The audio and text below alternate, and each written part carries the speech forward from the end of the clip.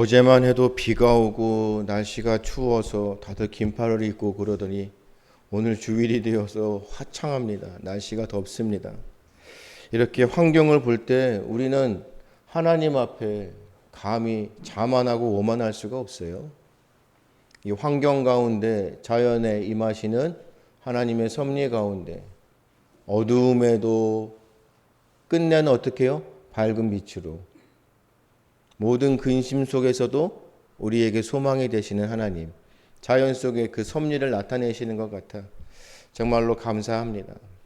특별히 오늘같이 이렇게 화창한 날 하나님께서 오늘도 우리에게 말씀하시는 그 말씀의 그 진리 가운데 오늘 창세기에 있는 말씀, 내 아우가 내 동생이 어디 있느냐.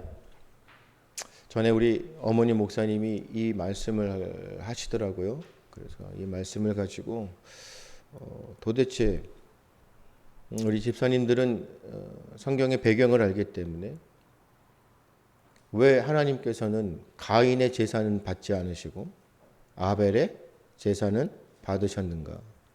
도대체 그 이유가 무엇인가?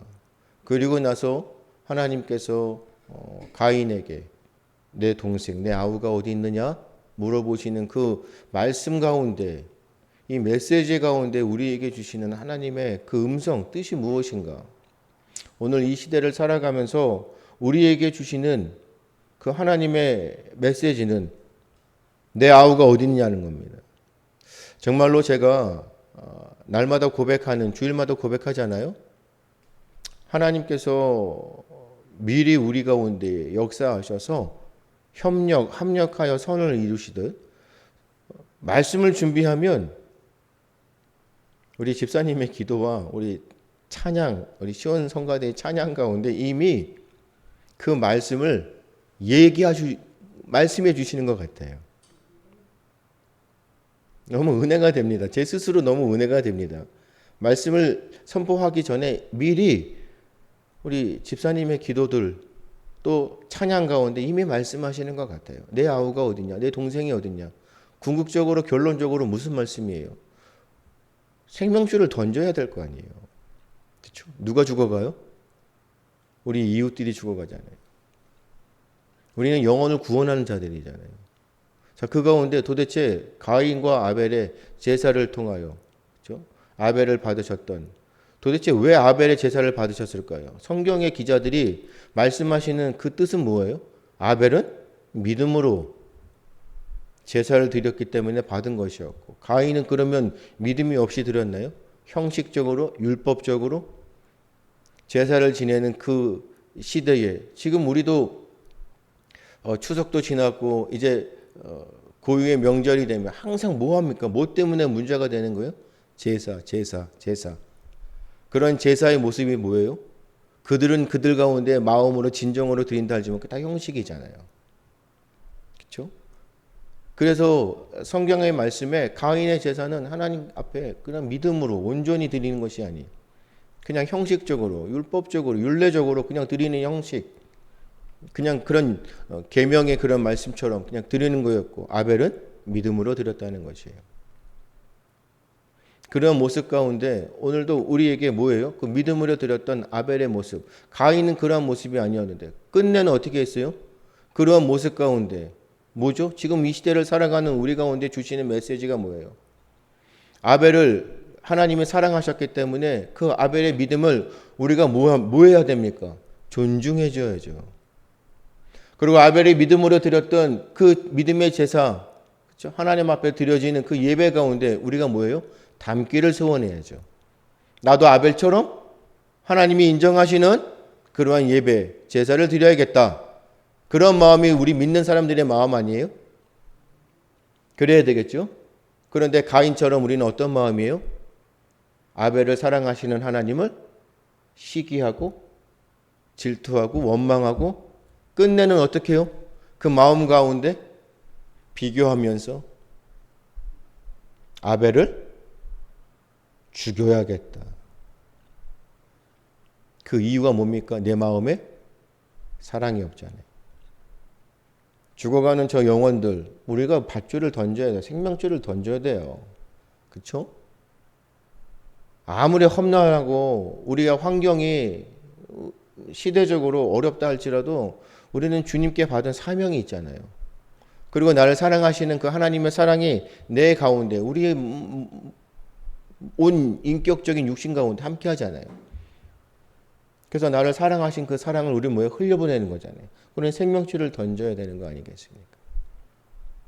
그렇죠? 우리 집사님의 그 기도 참 편의 시 같아요. 날마다 들을 때마다 참 은혜가 됩니다. 그 사랑이 그 열매가 맺듯이, 그렇죠? 이 황금 들판으로 우리의 영혼, 우리 육신, 우리의 마음도 그렇게 물들어가야 되고 성장하고 성숙해야 되잖아요. 근데 우리는 동아줄을 던지는 것이 아니, 생명줄을 던지는 것이 아니, 뭘 던지고 있어요? 막대기를 때리고 있어요. 왜요? 우리는 아벨이 다 가인이 되어 있는 거예요. 왜 저 사람만? 우리가 같은 신앙 공동체, 영적 공동체로 교회를 섬기면서 하나님의 나라를 이 땅 가운데에서 확장하는 가운데 나를 들어서 사용하셔서 나를 통하여 역사하셔서 내가 영광을 받게 하셔야 되는데 왜 저 사람이요? 우리는 항상 바울 사도가 말씀하셨던 거 꼭 이해하셔야 돼요. 그 말씀 들으셔야 되는 거예요. 뭐예요? 상대적이라는 거예요. 하나님의 진리의 말씀만이 질방적이지 우리의 삶은 상대적이라는 것이에요. 그래서 우리는 항상 뭐예요? 잣대로 내가 저들을 판단하고 정죄하지 말라고 하시는 거잖아요. 상대방이 왜 그런가 이해하려고 노력해야 된다는 것이에요. 그것이 신앙인의 모습이에요. 그것이 사랑이고 섬기는 자의 모습이에요. 다른 사람을 봤을 때 저 사람의 권위를 인정해주고 싶지 않아요. 왜요? 그의 행위, 믿음의 모습을 보면 그러고 싶지 않아요. 왜? 우리는 다 가인이 되어서 아벨처럼 때리고 싶은 거예요. 자꾸 보는 거예요. 아니, 저 사람이 저렇게밖에 안 하는데 왜 하나님 저 사람을 들어서 사용하시는 이유가 뭡니까? 하나님께서 아벨의 그 믿음의 예배를, 제사를 받으셨던 그 모습을 우리는 뭐 해야 돼요? 부러워해야겠죠. 그리고 우리는 그 아벨처럼 닮아가야겠죠. 나도 아벨처럼 하나님이 받으시는, 정말로 하나님께서 기뻐 받으시는 예배자, 그러한 예배자로 나도 살아야겠다. 결단해야겠죠. 그 가운데 내가 그렇게 살지 못했던 모습을 뭐 해야 돼요? 회개해야겠죠. 하나님 용서하십시오. 내가 그렇게 하나님의 마음에 합한 자로 살지 못했음을 용서하여 주십시오. 회개합니다. 참회합니다. 자복합니다. 엎드립니다. 그럴 때 하나님이 어떻게 해요? 우리를 정말로 긍휼히 여기셔서 다시금 우리에게 은혜 주시고 다시금 우리에게 하나님이 합당한 자로 여겨주셔서 아벨과 같이 정말로 우리의 예배를 받으실 것이라는 그런 믿음으로 우리가 살아가야 되지 않겠습니까? 그런데 우리는 가인이 되어서 항상 뭐예요? 정죄하고 판단하고 왜 저 사람은 받아주시는데 나는 안 받아주세요. 그래서 항상 제가 뭐라고 말씀드려요? 간증하는 거 조심해야 된다니까요. 간증거리가 많다고 자랑할 게 아니라니까요. 그로 인하여 다른 사람이 상처받을 수 있다니까요. 하나님이 내게 주신 은혜 내가 혼자 간직하고 감사하면 돼요. 그리고 그 은혜에 감격하여서 우리는 뭐예요? 자원하며 기쁨으로 그 사랑을 흘려보내면 돼요. 그런데 우리는 뭐하죠? 자랑하죠. 너무 우리는 교만히 행동해요. 그래서 항상 사람들에게 내가 뭐예요? 왕이 되려고 하는 거예요. 내가 먼저 다른 사람을 지배하는 지배자의 위치에 있고 싶어요. 영향력을 막 행사하고 싶어요. 우리는 세상의 사람들과 함께 살고 있잖아요. 그렇죠? 우리는 혼자 살 수가 없어요. 왜? 우리는 영가족이잖아요. 공동체란 말이에요. 교회 뭐예요? 모일 회잖아요. 하나님의 말씀으로 모이는 교회란 말이에요. 공동체라고요. 그런데 관계성을 가지고 살아가는데 제가 항상 말씀드리잖아요. 관계 전도라는 게 뭐예요? 전도라는 게 뭐예요? 나가서 하나님의 말씀을 선포하고 그 말씀대로 우리는 어떻게 해야 돼요? 살아감을 증명하는 거예요. 내가 입으로 예수 그리스도를 증거했다고 그것이 전도가 아니라니까요. 우리는 착각하면 안 됩니다. 어디를 가면서 항상 내 삶 속에서 내가 예수 그리스도를 나의 주로 고백하고 그 주님을 전도했습니다. 선포했습니다. 그래서 저는 전도했습니다. 아니라니까요. 하나님이 인정하시는 전도는 뭐예요? 내가 선포한 말씀대로 살아가는 것이 전도예요. 그래서 제가 말씀 가운데 뭐라고 말씀드렸어요? 나도 저 사람처럼. 도대체 당신은 어떻게 그러한 삶을 살아가십니까? 이 험난하고 어두운 시대 가운데 많은 사람들이 불평하고 이제는 모든 것이 끝났다 절망적인 가운데에서도 어쩌면 그렇게 소망으로 기쁨으로 감사로 언제나 얼굴이 어때요? 해피 바이러스입니까? 피스메이커. 아니 어쩌면 그렇게 다른 사람들에게 섬기고 사랑하고 헌신하고 그럴 수 있습니까? 양보가 됩니까? 그러한 모습을 우리가 드러내고 있냐는 거죠. 나도 당신이 섬기는 하나님, 정말로 당신이 그렇게 행복해하고 좋아하는 예수님을 만나고 싶습니다. 나도 예수님을 만나게 해주시면 안 되겠습니까? 이것이 전도라고요. 그런데 우리는 어떻게 하고 있어요? 예수 그리스도를 증거해요. 하나님의 살아계심을 고백해요. 그런데 사람들이 우리를 보고 뭐예요? 나는 당신이 믿는 하나님 믿고 싶지 않습니다. 나는 나가서 전도 열심히 했습니다. 그런데 사람들의 평가는 뭐예요? 저 사람이 그리스도인이래. 웃기네. 자, 이런 평가를 받으면 우리가 전도했을까요? 나는 절대로 당신이 믿는 예수님은 믿지 않겠습니다. 한 영혼을 뭐예요? 죽음으로 몰아가는 겁니다. 차라리 우리의 입술로 예수 그리스도를 증거하지 않고 살아야 돼요. 이러한 삶을 사는 것이 정말로 우리가 그리스도인으로 살아가는 거 맞습니까? 이 시대를 살아가는 우리들에게 우리는 지금 인내하는 거잖아요.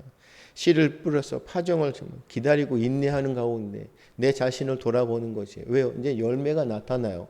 그 열매가 나타나면 우리 집사님들 열매가 나타나면 어떻게 해야 돼요? 가꿔줘야 돼요. 그 열매를 더 가꿔줘야 돼요. 그래서 그 열매로 인해서 그 열매를 맺은 사람들이 다시금 열매를 맺는 존재로 우리가 어떻게 해야 돼요?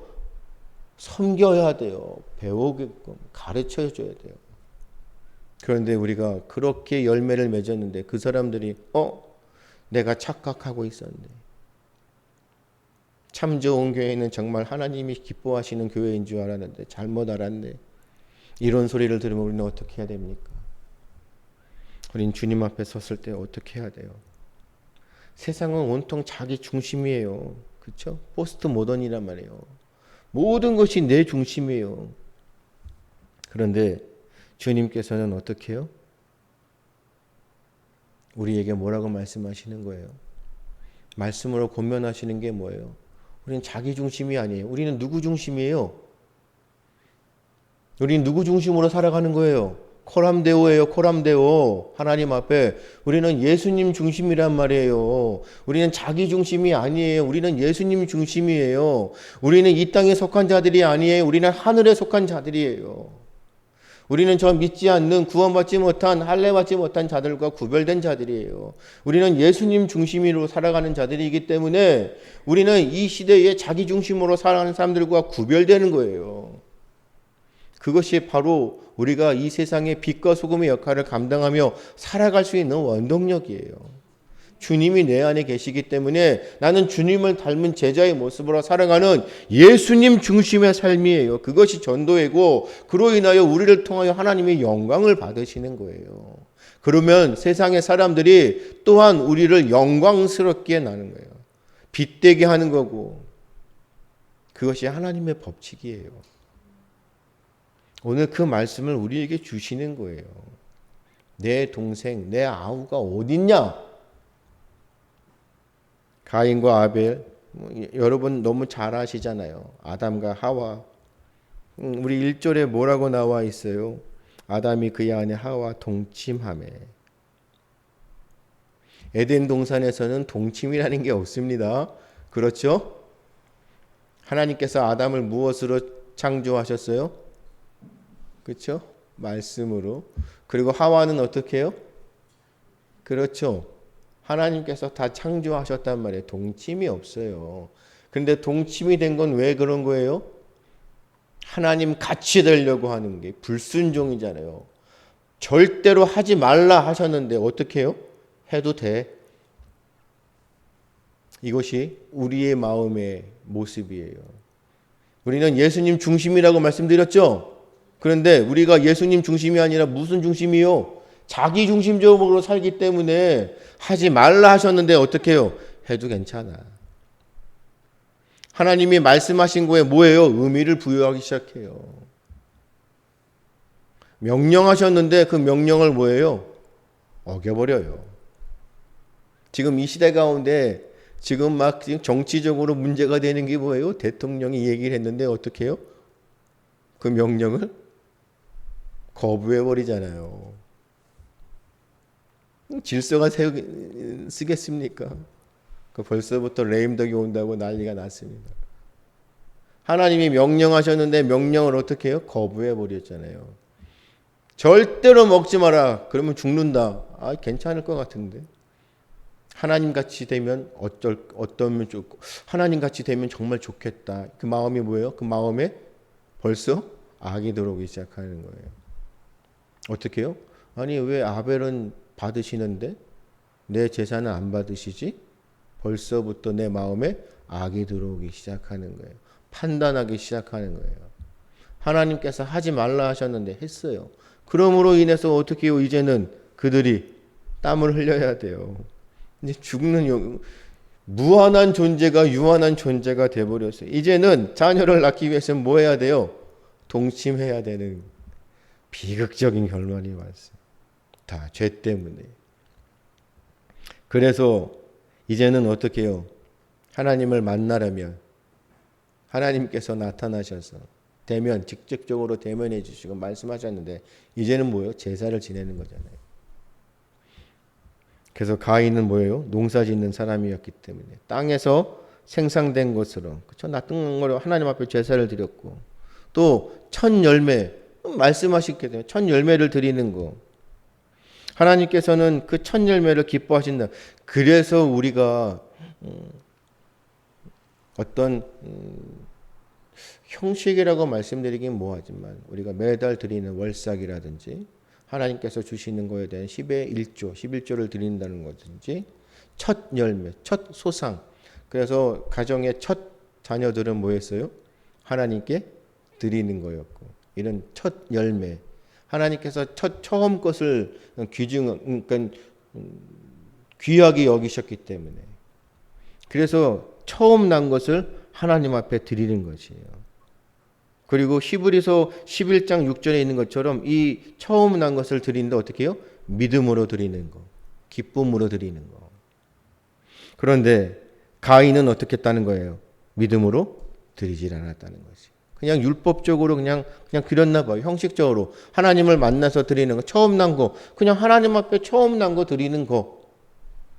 그냥 들은 거. 그렇죠? 배운 거를 그냥 배운 대로 하는 그런 모습. 그래서 가인이 드리는 제사는 하나님께서 안 받으셨다는 것이에요. 거기에 무엇이 없다고요? 믿음이 없다고요. 기쁨이 없다고요. 감사가 없다고요. 어떻게 해요? 그냥 형식적으로. 월삭, 그 달에 그냥 처음 거, 그쵸? 10의 1조, 그냥 처음 거. 이런 식으로 그냥 아무 믿음 없이, 마음의 기쁨 없이, 감사 없이. 그래서 우리는 자원함이 필요한 거예요. 그래서 아벨의 제사를 그 믿음으로 드리는 걸 받으니까 어떻게 했어요? 시기하는 가운데 이 마음 가운데 악이 들어오면 그때부터 뭐라고요? 사람 중심, 자기 중심적으로 되니까 그 모든 것들은 이제 뭐 해야 돼요? 계획적으로 치밀해지기 시작합니다. 똑똑해지기 시작합니다. 우리 집사님들 그런 경험을 해보셨는지 모르겠어요. 내가 악한 생각이 들고 그 악한 생각이 나를 지배하면 사람이 똑똑해져요. 왜죠? 계획적으로. 그것을 실행해야 되기 때문에. 그 계획적으로 실행했던 그 이유가 뭐예요? 아벨을 죽여야 되는데 어떻게 해요? 아무도 모르게. 유인해서. 정말로 무섭습니다. 악이 들어오면 우리의 마음을 지배하기 시작하면 우리는 정말로 우리가 똑똑해지는 것 같이 됩니다. 치밀해집니다. 계획적입니다. 그것은 뭐예요? 자기 중심, 예수님의 중심, 하나님 중심이 사라지기 때문에 하나님이 나와 함께 한다는 것을 잊어버립니다. 망각하는 것이에요. 아니요, 부정하는 것이에요. 그래서 하나님과의 나의 관계를 어떻게 해요? 완전히 망각합니다. 잊어버립니다.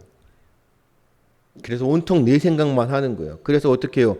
내가 이렇게 계획하고 치밀하게 하면 아무도 모른다. 근데 우리 집사님들은 아시죠? 사람들은 모를 수 있어요. 하지만 누구의 눈은 속일 수 없어요? 하나님의 눈은 속일 수가 없어요.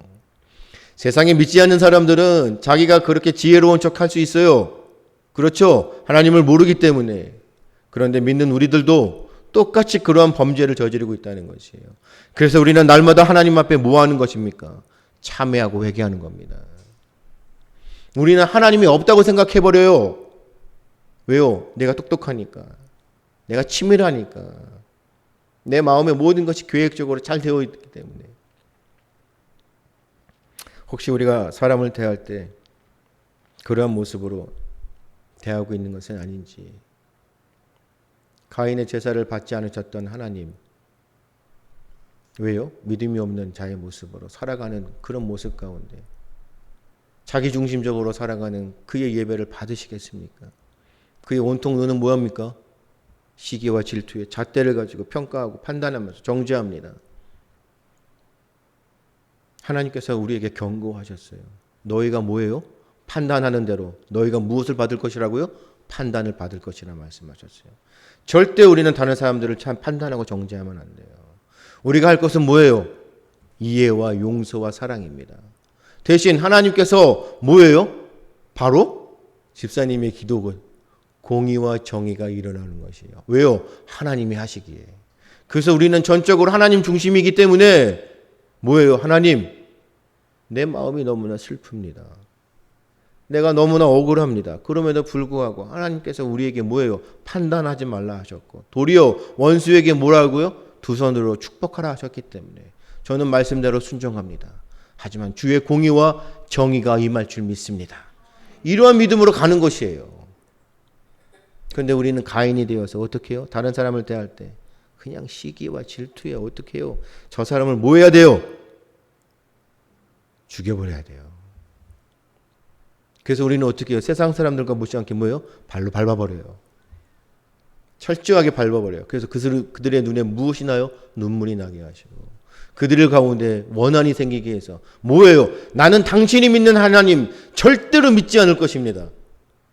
우리가 이러한 평가를 받으면 어떻게 살아가겠습니까? 우리 주님 앞에 서야 될 겁니다. 아벨은 어떻게 해요? 목자였잖아요. 그래서 그렇죠? 처음이에요. 처음 난 새끼를 하나님 앞에 드렸어요. 그리고 레위기에 보면 양과 기름으로, 그렇죠? 레위기는 제사법이니까 양과 기름을 드렸어요. 그런데 앞서도 말씀드렸지만 히브리서 11장 4절이에요. 이것이에요. 무엇보다도 하나님께 무엇으로 드렸다고요? 믿음으로 드렸다니. 하나님의 아벨의 제분을 받으시고 그 제물로 증거를 삼으셨다는 것이에요. 믿음 없이는 아무것도 할 수가 없어요. 이 믿음도 하나님께서 우리에게 주시는 선물이에요. 계속 말씀드리잖아요. 돈을 엉투로 줘봐요. 하나님 믿으라고 해봐요. 믿는지 안 믿어져요. 하나님께서 우리에게 믿음을 주셔야 하나님을 믿게 되는 것이에요. 그래서 우리는 뭐예요? 이미 하나님께서 우리를 구원하시고자 예정하신 사람들이에요. 그래서 우리는 구원받은 하나님의 사람들로 이미 하나님께서 우리를 언제부터요? 창세 전, 모든 만물이 창조되기 전 이미 하나님께서 우리를 예정하시려고 작정하셨다니까요. 이것이 은혜라니까요. 이 은혜가 그 세상에 우리에게 주는 그 어떤 것보다도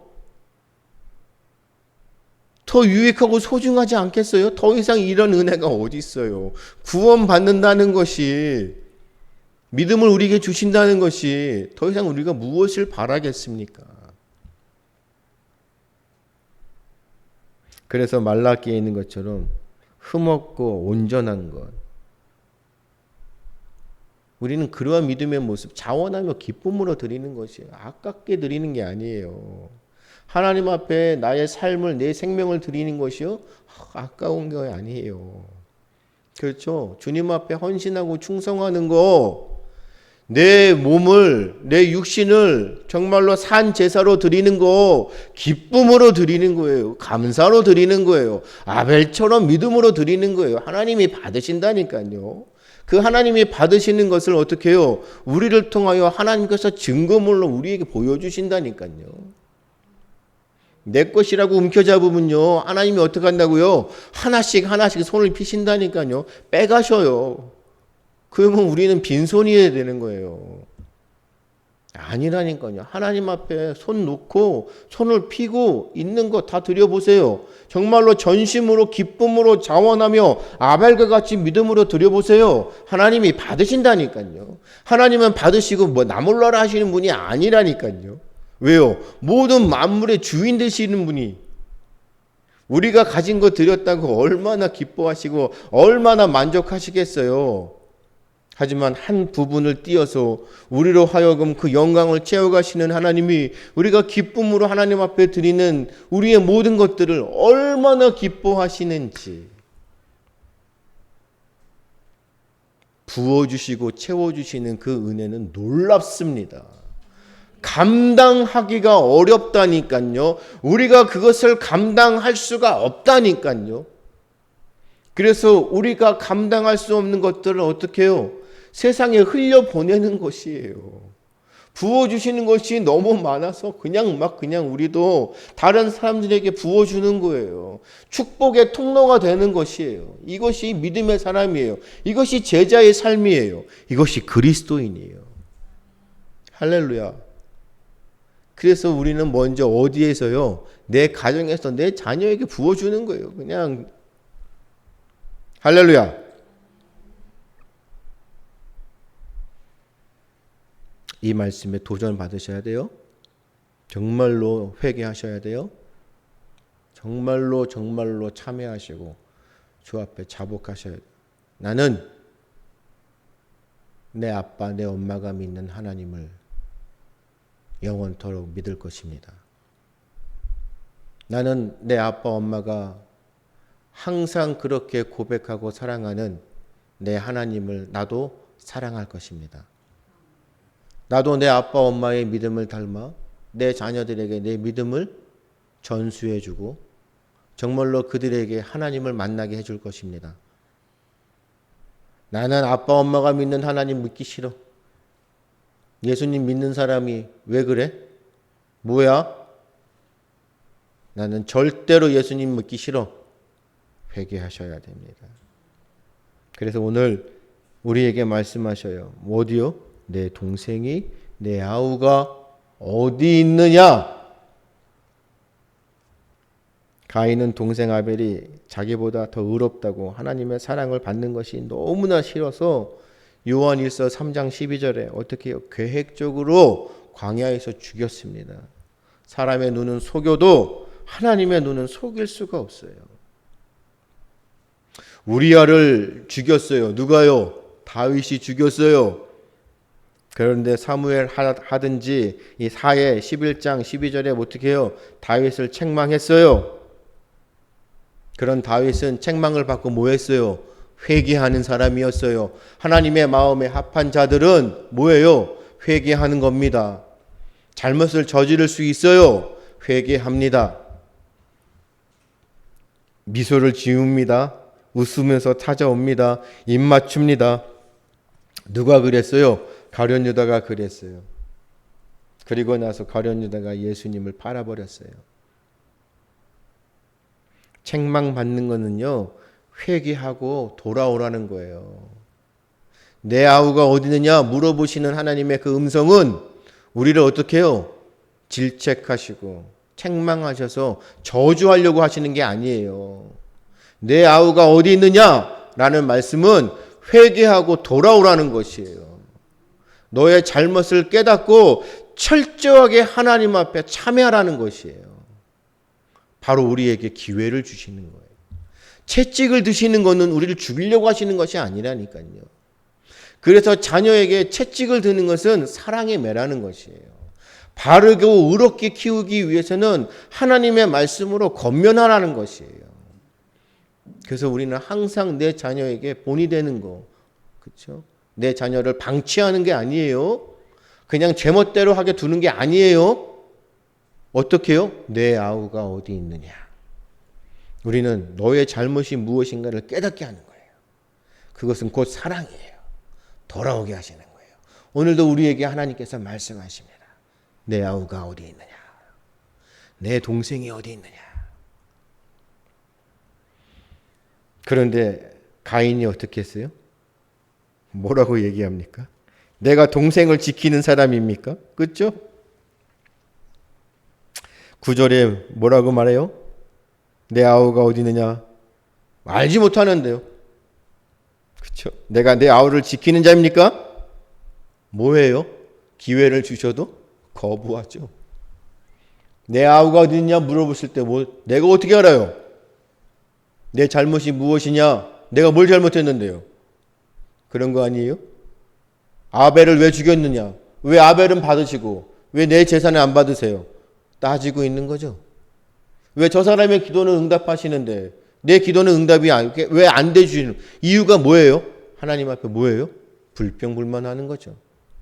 내가 아무리 하나님 앞에 기도하는데도 내 마음대로 내가 원하는 대로 이루어지지 않니 내가 하나님을 믿어야 돼요? 뭐 하고 있어요? 불신하는 거죠. 우리는 하나님께서 우리에게 물어보실 때 뭐 해야 돼요? 즉각적으로 반응하는 사람들. 그래서 우리는 민감한 그리스도인이 되어야 돼요. 주의 음성을 듣고자 하신다면 정말로 이 땅 가운데 하나님 앞에 영적 분별력을 달라고 하시고 민감하셔야 돼요. 하나님은 시시때때로 우리에게 말씀하셔요. 왜요? 우리는 맨날 묻잖아요. 제가 계속 말씀으로 권면하는 게 뭐예요? 계속 묻잖아요. 하나님 어떻게 하면 좋을까요? 어떻게 해야 될까요? 그럴 때 하나님께서 우리에게 말씀하신다니까요. 그럴 때 우리가 잘못해요. 근데 우리가 깨닫지 못해요. 정말 우리가 이 세상에서 하나님의 말씀이 아닌 세상의 그런 말에 휘둘려서 막 방황해요. 그럴 때 하나님께서 우리에게 뭐라 하신다고요? 내 아우가 어디 있느냐? 그럴 때 우리는 철저하게 회개하는 겁니다. 하나님 용서하십시오. 제가 주의 말씀대로 안 했습니다. 그럴 때 우리에게 어떻게 해요? 하나님께서 다시금 일어나라 하시는 거예요. 다시금 힘을 내라. 할렐루야. 우리는 자제하지 못하는 그런 감정, 그렇죠? 우리는 육신을 갖고 있고 하나님께서 우리에게 지정의를 주셨기 때문에 감정이라는 것이 있어요. 감정적으로 폭발해요. 양보하지 못하는 고집이나 의지 그래서 우리는 우둔한 자, 아둔한 자가 되면 안 돼요. 말과 행동, 그렇죠? 내 이런 말로 행동으로 다른 사람들에게 상처 주면 안 돼요. 우리는 항상 상대적인 마음. 그럴 때마다 하나님은 우리에게 뭐예요? 기회를 주시고 내 동생이 어디 있느냐? 내 동생이 어디 있느냐? 내 아우가 어디 있느냐? 우리는 그때 회개하는 겁니다. 그리고 다시 하나님의 긍휼을 입어서 힘을 내는 것이에요. 우리는 주 없이는 살아갈 수가 없어요. 할렐루야. 오늘 말씀의 메시지가 바로 그거예요. 내 아우가 어디 있느냐? 그 말씀의 메시지는 뭐예요? 우리에게 사랑의 기회를 주시는 거예요. 우리 회개해야 됩니다. 그리고 하나님 앞에 어여치 바로 서기 위해서는 주의 긍휼의 은혜를 입어야 됩니다. 그러기 위해서는 날마다 말씀대로 순종하고 그 말씀대로 행하는, 그렇죠? 말과 행동이 구분되어지면 안 되잖아요. 항상 말처럼 우리는 두 얼굴의 사람들이 아니에요. 우리는 한 얼굴의 사람들이에요. 내가 행하는 모든, 내가 말하는 모든 것들이 말씀대로 그대로 이루어지는 것이에요. 그것을 하나님께서 받으신다는 겁니다. 그것을 못할 때 하나님은 우리에게 항상 말씀하셔요. 내 아우가 동생이 어디 있느냐. 할렐루야. 그러한 믿음의 하나님의 권면의 말씀, 사랑의 말씀, 정말로 우리에게 기회를 주시는 말씀에 민감하게 반응하시고 이 땅 가운데 정말로 말씀대로 행하여 아름다운 열매를 맺고 하나님의 마음에도 합하지만 세상에서도 모든 사람들에게 인정받는 진정한 그리스도인으로 살아가시기를 주님의 이름으로 축복합니다.